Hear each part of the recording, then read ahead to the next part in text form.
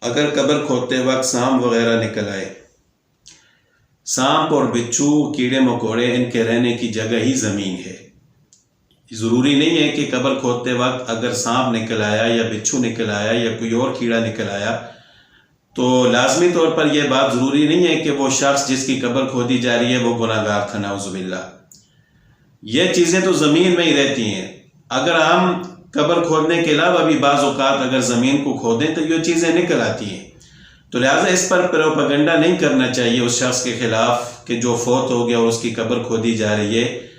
یہ تو فطرتی بات ہے کہ یہ چیزیں زمین میں رہتی ہیں، تو اگر یہ چیزیں نکل آتی ہیں قبر کھودتے وقت تو اس میں کوئی حرج نہیں ہے، یہ چیزیں زمین میں ہی رہتی ہیں۔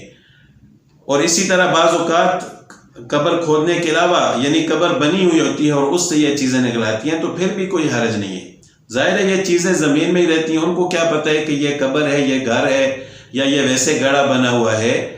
وہ تو جو ہے حشرات الارض ہیں، کیڑے مکوڑے ہیں، سانپ ہیں، ان کی تو عقل نہیں ہے، انہوں نے تو زمین میں رہنا ہے۔ تو اگر قبر سے وہ چیزیں نکل آتی ہیں تو اس میں کوئی حرج والی بات نہیں ہے، نہ اس چیز کو پھیلانا چاہیے، نہ پروپیگنڈا کرنا چاہیے۔ ہاں یہ ہے کہ خود عبرت حاصل کرنے کے لیے یہ چیز بڑی ہے کہ ہم زندگی گزار رہے ہیں، ایک دن ہم نے قبر میں جانا ہے، تو وہاں پر ہماری ملاقات انہی کیڑوں مکوڑے اور سانپوں سے ہوگی، تو اس سے خود عبرت حاصل کرنی چاہیے، نہ کہ اس بندے کے خلاف پروپیگنڈا کریں جس کی قبر ہے۔